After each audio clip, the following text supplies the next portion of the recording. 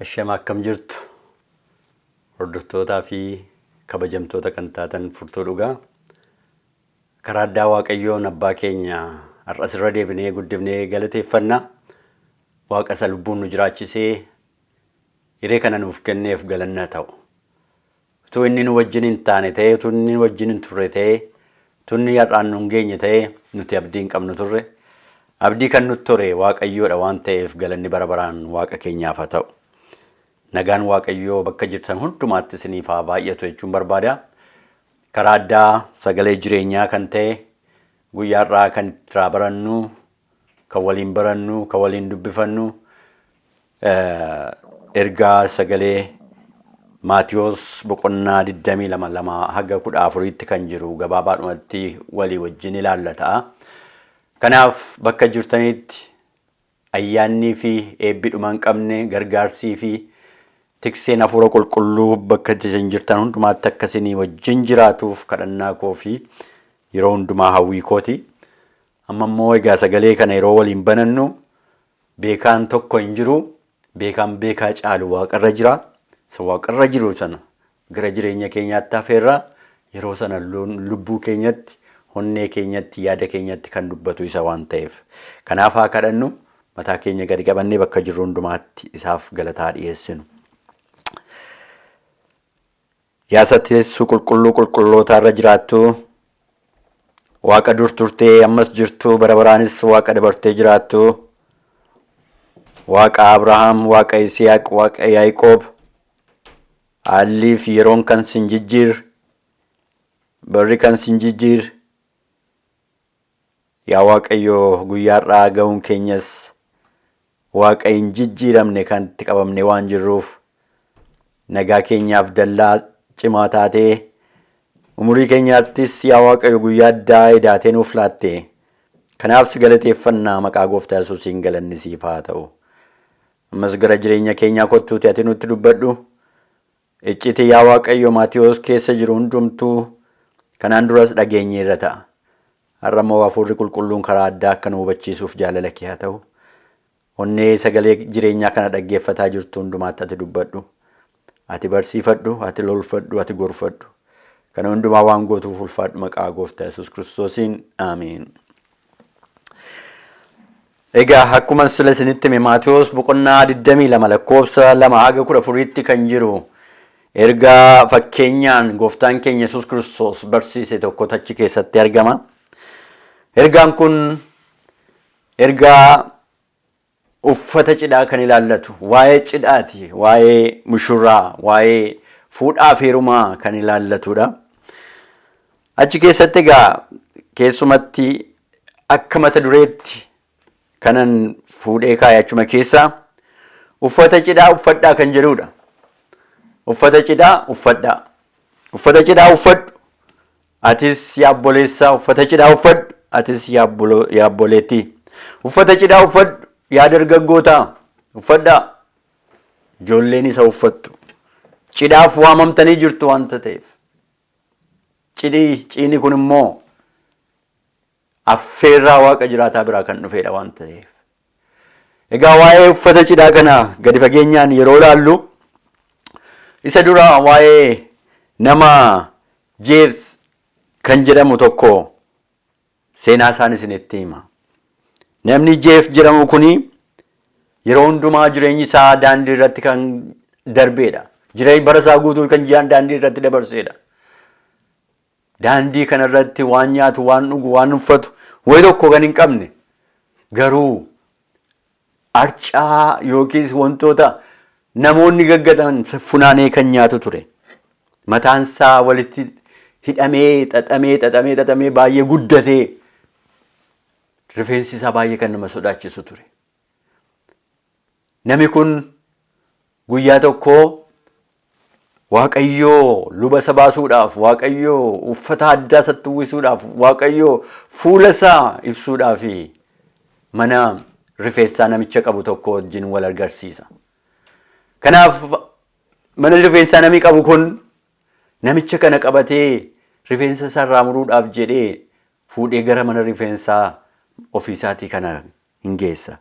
Yeroo kanatti rifeensi isaa baay'ee kan jabaatu, baay'ee kan turedha. Irra ture kan jibbisiisaa ture. Fuulli isaallee rifeensa isaa sanaaf hin mul'atu ture.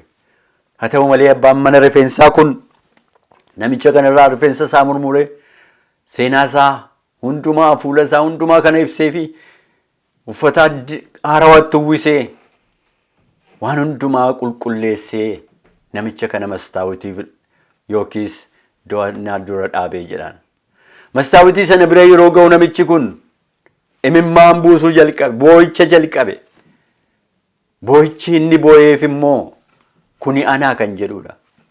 Kuni anumaa kan jedhudha. Ofiisaa shakkee ture.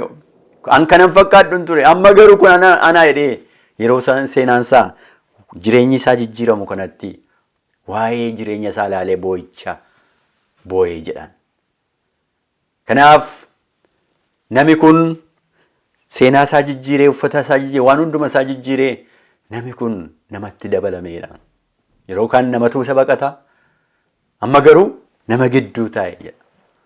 Yaa saba Waaqayyoo, amma addunyaa yookiis ardii kanarra jirrutti wantoonni baay'een, wantoonni kiristaanotaaf hin mijanne, kiristaanotaaf hin taane, kara jechootaa, kara wantoota garaagaraa namatti uwwifamaa oola.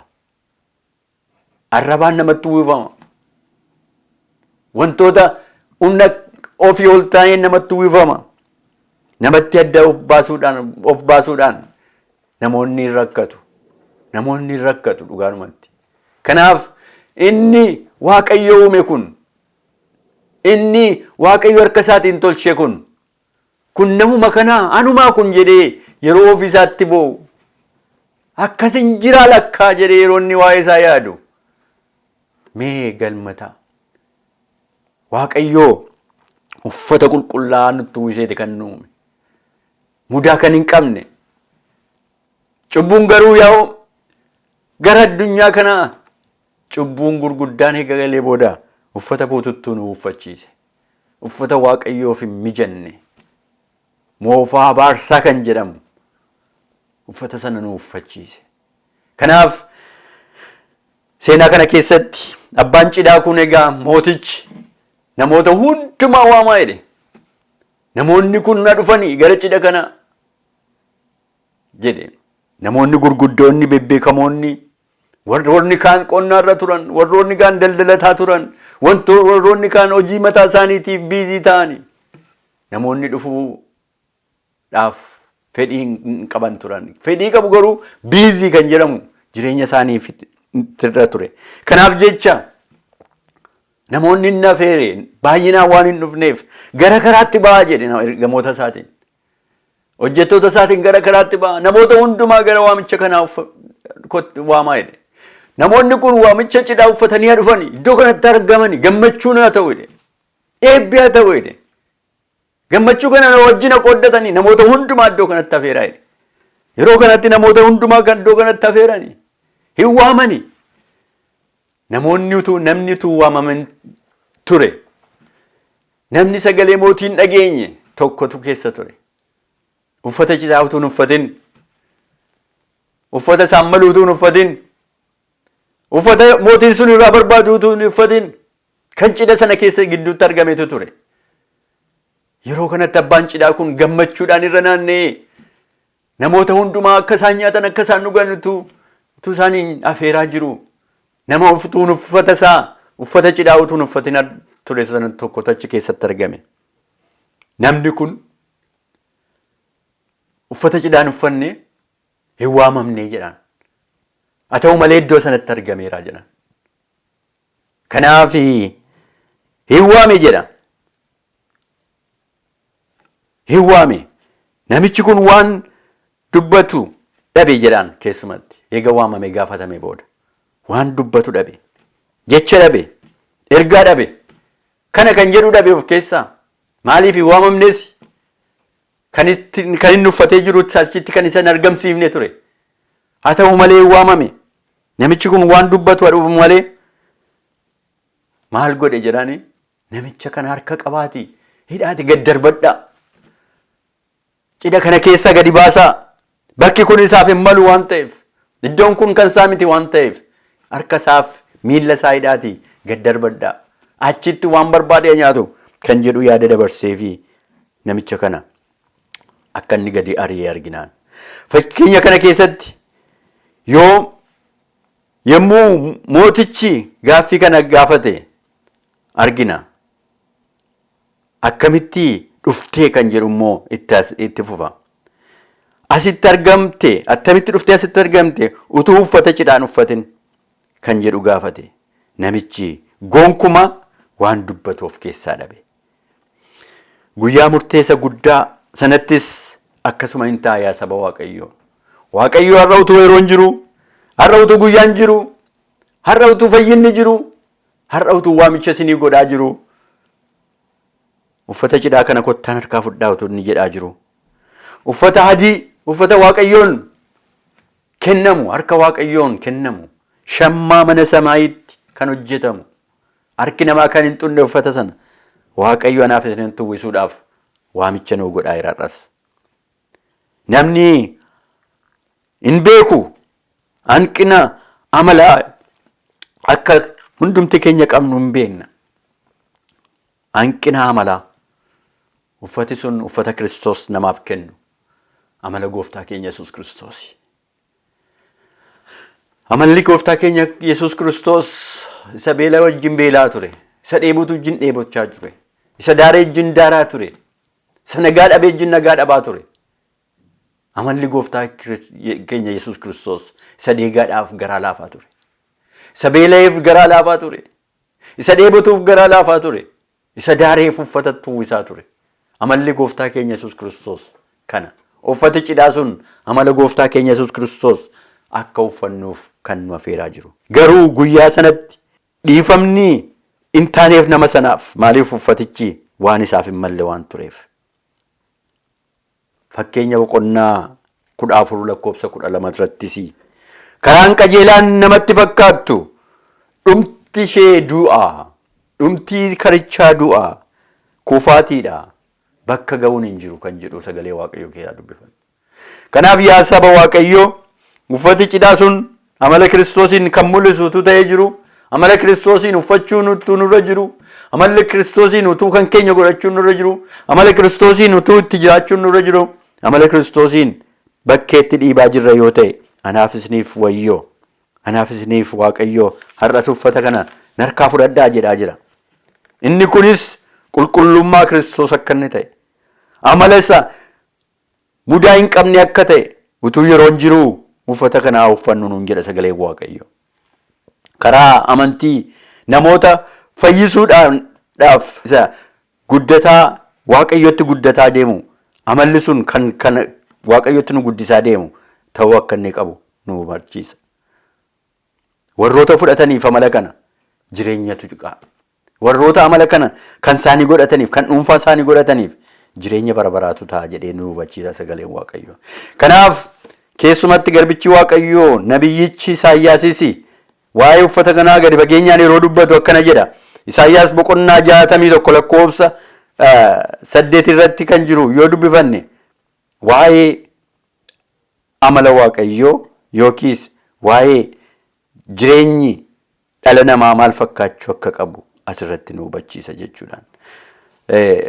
Isaayyaas boqonnaa 61 hundumti keessan na wajjin akka baafattan isin afeera. 61 lakkoofsa 10 irratti kan argamu waliin dubbifannee ilaalla. Ani Waaqayyootti guddisee nan gammada, lubbuun koo'is Waaqayyoo kootti hin ililchiti. Akkasuma dhirsi misirroo akka lubaatti shaashii maratu, akkasuma misirroonnis mi'a miidhaginaa naqatu. Akkasumas inni uffata fayyinaa anatti uwwiseera. Galanni Waaqayyoof haa ta'u. Inni uffata fayyinaa anatti uwwiseera. Qajeelummaa gonfoo naaf godheeradhaan. Qajeelummaas gonfoo naaf godheera. Egaa Waaqayyoo carraa guyyaa nuuf uumeera. Anaaf isiniif qajeelummaatti akka jiraannuuf. Kanaaf mul'achuu gooftaa keenya qofatu jireenya barabaraa sanaan kan nu ga'uu danda'u yoo har'a uffaticha uffanneedha. Gaaffiin guddaan jiru qophoofteettaa kan jedhudha. Qophoofteettaa. Uffata cidhaa sanas uffatteettaa. Sagalee jedhu as keessaa baafannee ilaaluu qabna. Of gaafachuu qabna. Qophaa'eeraa uffati cidhichaa irra jira kan jedhu of gaafachuu qaba. Uffatichi haxxummaa, of tuulummaa, xuraa'ummaa, sobummaarraa, malaammaltummaa, of tuulummaa, haxxummaa of keessaa baasuudha jechuudhaan. Yoo warroonni kun jireenya keenya keessaa buqqaanii ba'an yeroo sana uffanni cidhaa sun anaaf isinirra jira. Sabni sun iji Waaqayyoo nurra jira waan ta'eef jedheeti kan inni dubbatu. Iji Waaqayyoo nurra jira waan ta'eef uffata cidhaa sana nurratti ilaalaa jira. Uffannee irraa laata. Waaqayyoo yaada keef wanta nuti garaatti yaannu adda baasee kan beekuudha jedhaan. Tarii cubbuu keenya isa dhokataatti kan nuti hojjennu Waaqayyo nun argu yoo jenne nu of sobna. Maaliif Waaqayyo iji isaa ijoollee Waaqayyoo irra jira waan ta'eef. Garuu ija Waaqayyoo isa huumaa jalaa wayi tokkollee dhoksuu akka hin dandeenye Waaqayyo nutti hima. Maatewos boqonnaa 10 lakkoofsa 26 yoo fudhannee ilaalles kana kan inni nutti himu. Yesuus immoo egaa isin hin sodaatinaa waan haguugamee jiru hundinuu hin mul'ataati. Waan dhokatee eegamaa jirus hin beeksifama, hin mul'ata, adda ba'a jedheeti. Ermiyaas boqonnaa 16 lakkoofsa 17 irrattis kan jiru ergaan kun akkana jedha. Ani wanta isaan hojjetan hundumaa nan arga. Isaan fuula koo dura dhokachuu hin danda'ani. Yookiin isaanis ija koo dura jiru. Yakki ijoollee Waaqayyoo ija Waaqayyoo dura jiru. Qulqullummaan ijoollee Waaqayyoo ija Waaqayyoo dura jira. Kanaaf wayi tokko waan qadaannee dhoksinu tokko hin jiru. Wanti bannee immoo gargar bannee itti agarsiifnu waan tokko illee hin jiru. Iji Waaqayyoo bakka hundumaa arga. Iji Waaqayyoo ribuu keenya keessa, onnee keenya keessa seenee, hidda dhiiga keenyaa keessa seenee, sammuu keenya keessa seenee beekuu danda'a. Hundumtuu Waaqayyoon yoo yakkan iyyuu Waaqayyoo yakka ijoollee isaanii dhiisee irra darbee fi jireenya jiraachisa. Kanaafis hundumtuu gara hoolichaa, gara Waaqayyoo Waaqa jiraataa haa dhufu. Amala Waaqayyoo isa jiraataa haa uffatu. Jireenya amala Kiristoosiin jiraachuu haa uffannu. Yoo kana goone dhugumaan amantii keenyatti jabaannee argamna. Bubbeeniif dha'ichi biyya lafaa nurraasu. Kanaaf adda baawuun keenya kan ittiin beekamu amala Yesuus Kiristoosiin uffachuu keenyaan. Adda kan ittiin taanu biyya lafaarraa, addunyaarraa adda baawuun keenya, adda ta'uun keenya kan ittiin beekamu yoo uffata cidhaa sana uffanneedha. Uffata cidhaa sunis ayyaana Waaqayyoo, araara Waaqayyoo, eebba Waaqayyoo, hafuura Waaqayyoo isa dachaadhaan namarra bu'u waanta ta'eef uffannee argamnu. Uffannee argamnu. Kan biraanis uffata kana keessa gara uffata kana akka dhufaniif ergaa kana namoota hundumaa biraan ga'a. Maaliif uffata cidhaa kana kan uffatan yeroonsaa, guyyaansaa, sa'aatiinsaaf daqiiqaansaa amma waan ta'eef Waaqayyo sinaa eebbisu. Kadhannaa goonee haa xumurru. Isa jiraataa taate abbaa keenyaa hundumaa kan dandeessu uumaa keenyaa uffata nuuf qopheessite uffata cidhaa amala kee sana jireenya keenyatti uwwifnee siin jiraannee siif jiraannee ulfina keef dhaabbannee darbuu akka dandeenyuuf akka nu gargaartuuf jaalala kee haa ta'u. Humni hafuura qulqulluu ergaa kanarratti dabalamee gurra dhaga'eef lubbuu fudhatte hundumaa akka eebbiftuuf jaalala kee haa ta'u. Kan dhukkubsatan nuuf maari, kan gaddaniif yaa Waaqayyo jajjabinni Waaqarraa isaaniif haa ta'u. Ijoollee kee bakka isaan jiran addunyaa mara keessatti eegumsi mana samii isaaniif haa baay'atu. Waan nu gootuuf galanni siif haa ta'u. Oolmaa kee hundumaa ulfaadhu. Dhuma keenya nuu bareechiti. Biyya samaayii nuuf godhi maqaa Gooftaa Yesuus Kiristoos irraa nuuf dhagahi. Ameen. Eebbifamaa.